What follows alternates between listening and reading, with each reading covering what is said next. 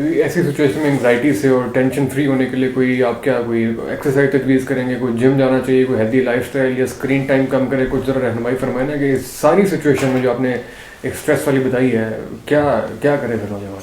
देखें, इसमें जो सबसे इम्पॉर्टेंट फैक्टर है ना, दो चीज़ें हैं। एक जो मैं पर्सनली भी अडाप्ट करता हूँ, वन थिंग इज़ नमाज, और सेकंड जो है ना good exercise. Give your self a time out.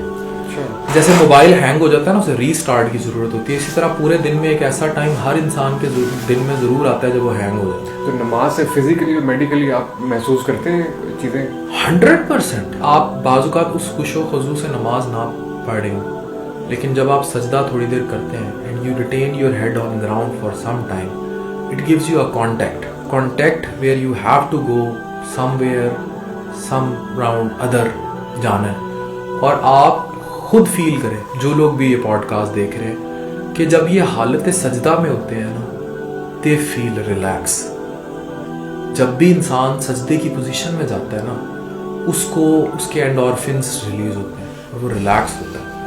आप में से कोई भी सजदा करके देख ले, बेशक वो नमाज की कैफियत में ना भी करे, लेकिन जब वो सजदे की कैफियत में होगा, लेकिन उसको एक वाइब आएगी कि वो कुछ वक्त के लिए, जैसे डीप ब्रीदिंग करते हैं आप, कैंडल ब्लो है, हमारी कॉग्निटिव बिहेवियर थेरेपी है, साइकोलॉजी की है ना वो, कि वो कहते हैं सांस भरें और हल्की सी, जैसे आप उसको डीप ब्रीदिंग करें, जैसे आप ब्लो कर रहे हैं कैंडल को, you will feel relax.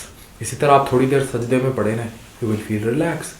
Good have a 30 minutes walk, you will feel relax. पर उस वॉक में फिर ये नहीं है कि आप जो है ना उस पर टिकटॉक चलाई जा रहे हैं या आप अपने बिजनेस के मैसेजेस रिप्लाई कर रहे हैं, वो वाली वॉक नहीं। 30 minutes mean you are 30 minutes. हमारी ज़िंदगियाँ इतनी फास्ट हो चुकी हैं, इवन मेरी, मैं सच्ची बता रहा हूँ कि आई गॉट स्ट्रेस्ड। अभी भी मैं 48 घंटे में 3 घंटे सोया हूँ, which is bad thing. Ultimately आपको नॉकआउट कर देती है और बहुत बुरा नॉकआउट करती है, और मुझे मेरे साथ हुआ भी है। तो इसलिए हम लोगों को स्ट्रेस से लड़ने के लिए अपने आप को उस स्टेबिलिटी पे ले जाना पड़ेगा।